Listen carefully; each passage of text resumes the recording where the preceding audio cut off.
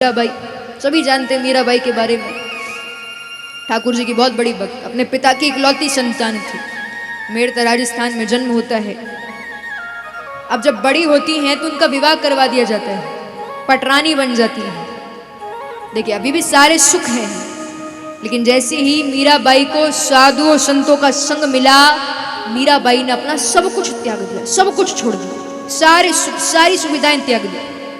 अब वृंदावन की गलियों में घूमने लगी हैं, गली गली कह रही हैं कि मेरे कृष्ण नाम के हीरे मोती कोई तो ले लो, और कोई नहीं समझ रहा। तो मीराबाई को लगता है कि यदि अब कोई मेरी बात समझेगा, मेरे भाव समझेगा, तो सिर्फ गिरधारी। तो इसलिए मीराबाई जाती हैं ठाकुर जी के मंदिर में, और ठाकुर जी के मंदिर में जाकर के मीराबाई भगवान को पुकार लगाती है। क्या कह रही है? मोहन आवो तो सरी गिरधर, आवो तो सरी। माधव रे मंदिर में मीराबाई एकली खड़ी। तो जिस जिसको विश्वास है भगवान आएंगे, उठाना पूरे पूरे हाथ, मीठी मीठी तालियां एक साथ।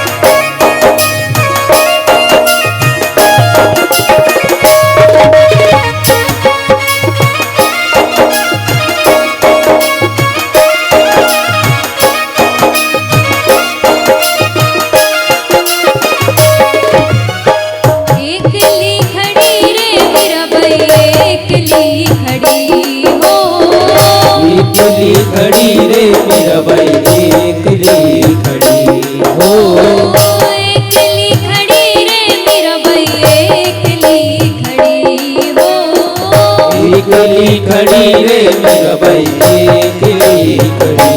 मोहन आवो तो सरी गिरधर आवो तो सरी। माधव रे मंदिर में मीराबाई एकली खड़ी। मोहन आओ तो सही, गिरधर आओ तो सही। माधव रे मंदिर में मीराबाई एकली खड़ी। जय जय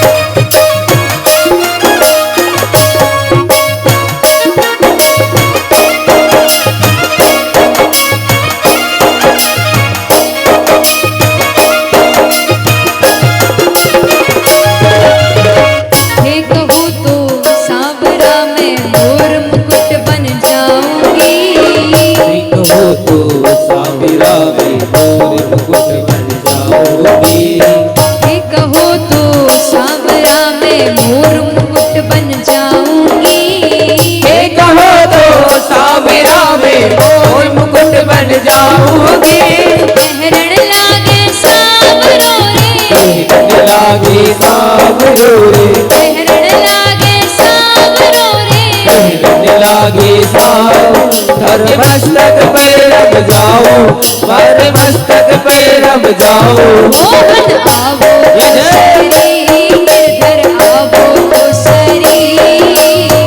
माधव रे मंदिर में मीराबाई एकली खड़ी। मोहन आओ तो सही, गिरधर आओ तो सही। माधव रे मंदिर में मीराबाई एकली खड़ी।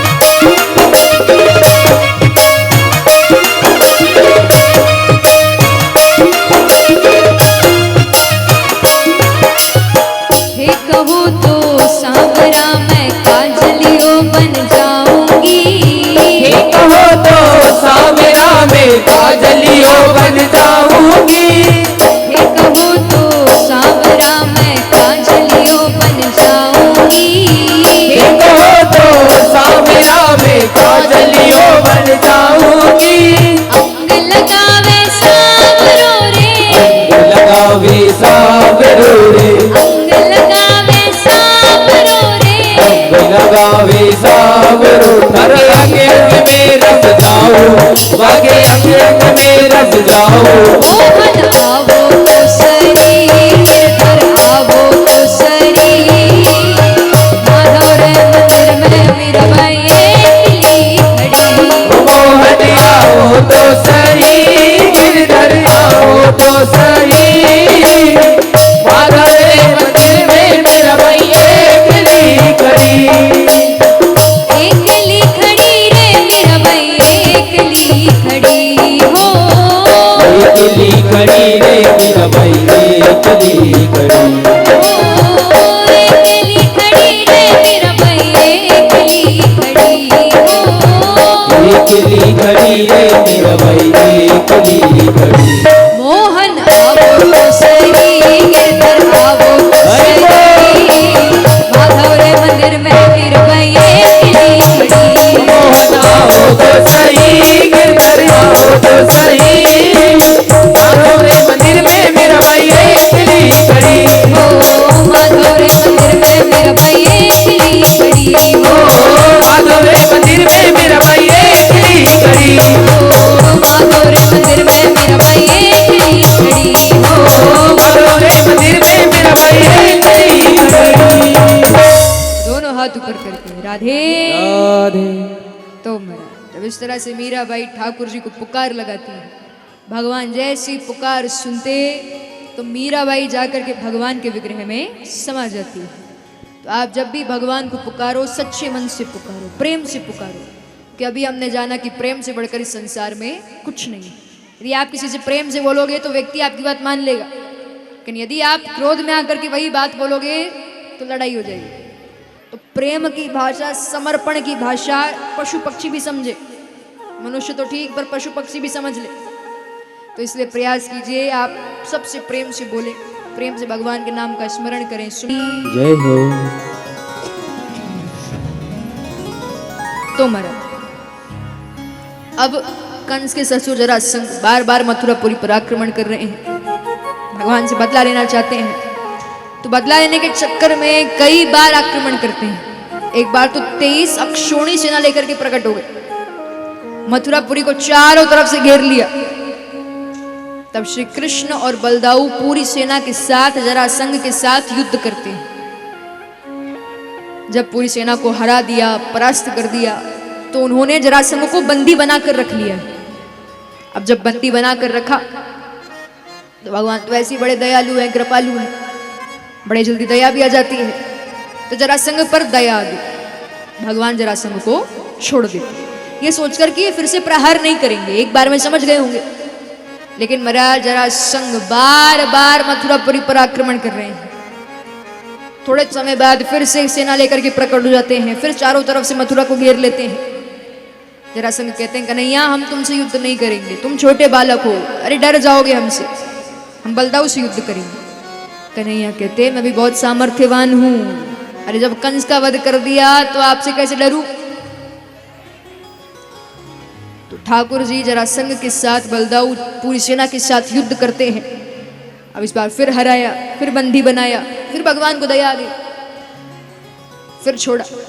लेकिन श्री कृष्ण सोचते हैं जरासंध तो बार बार प्रयास करते रहेंगे, मथुरापुरी पर प्रहार करते रहेंगे, लेकिन किसी दिन इनके चक्कर में हो सकता है कि मथुरापुरी वासियों पर संकट आ जाए। तो भगवान सोचते हैं कि मुझे सारे मथुरापुरी वासियों को अपने साथ लेकर के जाना पड़ेगा। तो इसलिए महाराज भगवान एक योजना बनाते हैं और उस योजना के तहत उन्होंने समुद्र के अंदर द्वारिका नगरी का निर्माण करवाया है। पता था कि जरासंध फिर से प्रहार तो करेंगे ही। तो कुछ समय बाद जब जरासंध फिर से प्रहार करते हैं तो इस बार ठाकुर जी बलदाऊ से कहते हैं बलदाऊ अब आप संभालो, क्योंकि मैं सारे मथुरापुरी वासियों को अपने साथ लेकर जा रहा हूँ। तो भगवान सारे के सारे मथुरापुरी वासियों को अपने साथ लेकर के चले गए हैं द्वारिका। उस समय भगवान ने रण को छोड़ दिया था, तभी से भगवान का नाम रणछोड़ पड़ा है। देखिए रण छोड़ा जरूर था, लेकिन वो भी लोगों के हित में छोड़ा था। भगवान पर तो वैसे ही बड़े कलंक लगते आए हैं। तो जरासंध को लगने लगा है कि भगवान डरपोक हैं, रण छोड़ कर चले गए, पर नहीं, भगवान ने रण छोड़ा तो वो भी लोगों के हित के लिए। भगवान किससे डरेंगे? तो अब भगवान राजा बन गए हैं द्वारिकापुरी। तो भगवान अपने भक्तों के लिए महाराज कुछ भी करने को तैयार है। उनका कहना भी है कि अपना मान घटे घट जाए पर भक्त का मान ना घटते दे। भगवान कहते मुझ पर तो इतने कलंक लगे, वो चल जाएगा, लेकिन मेरे भक्तों के ऊपर कोई कलंक नहीं लगना चाहिए। देखिए निवेदन है, शांति बनाकर बैठे, कृपया कर शांति से तो मरे। भगवान का कहना है कि अपना मान घटे घट जाए पर भक्त का मान ना घटते देखा, कि भगवान अपने भक्तों के लिए कुछ भी करने को तैयार है। कहते हैं मुझ पर तो वैसे ही इतने कलंक लगे, एक कलंक और लग जाएगा तो दिक्कत नहीं, लेकिन मेरे कारण मेरे भक्त के ऊपर कलंक नहीं लगना चाहिए। कितने सारे ऐसे भक्त हुए जिन्होंने भगवान को पुकारा और भगवान ना करके उनकी लाज रखी। हमने भक्तों के चरित्र भी सुने हैं, कर्माबाई के बारे में सुना, महाराज